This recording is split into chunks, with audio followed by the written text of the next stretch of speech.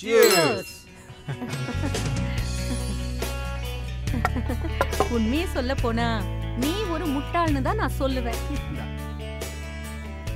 Thank you. என்ன பாக்குற? இப்போ எதுக்கு தேவையில்லாம சிரிச்சிட்டு இருக்க? உங்களுக்கு என்னதான் பிரச்சனை? ஆமா, அந்த பொண்ணு பிரெக்னன்ட் ஆகிறதுக்கு நீ தானே காரணம். அப்படின்னா நீ அந்த இடத்துக்கு போகும்போது பாதுகாப்போட போயிருக்கணும்.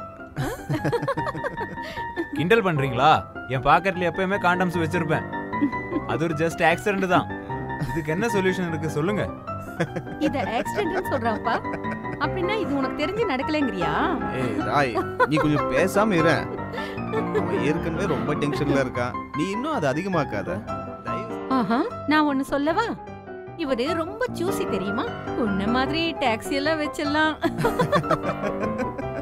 பெட்ரூம்ல வச்சு கூட உன்னால மேனேஜ் பண்ண முடியாது. நான் என்னப்பா பண்றது? நான் அன்னைக்கு வேற ரொம்ப குடிச்சிருந்தேன். அது மட்டும் இல்ல, அந்த பொண்ணை பார்த்த உடனே எனக்கு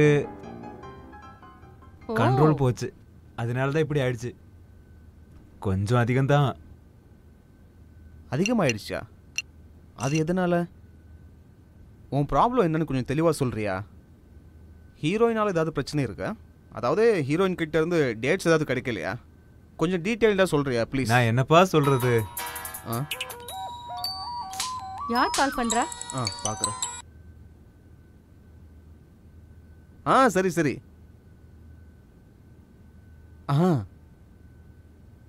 சொல்லுங்க சொல்லுங்க. ஓகே. நான் சீக்கிரமா வரணுமா?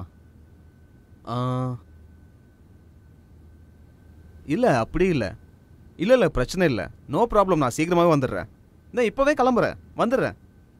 ஆமா, இப்ப நீ எங்க போக போற சொல்லு. இங்க பாரு, மும்பைல இருந்து ஒரு பெரிய பார்ட்டி வந்திருக்காங்க. அவங்கள மட்டும் நான் நல்லா பாத்துக்கிட்டேனா எனக்கு அவங்க நல்ல ஒரு பேமெண்ட் கொடுப்பாங்க. வாவ், சூப்பர், நல்லா இருக்கே. சோ அப்ப நீங்க பார்ட்டி என்ஜாய் பண்ணுங்க. நான் கொஞ்ச நேரத்துல வந்துருவேன். நான் உனக்காக இங்க காத்துட்டு இருப்பேன்.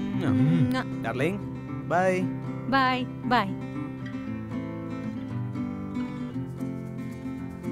Yes, big assignment, big money.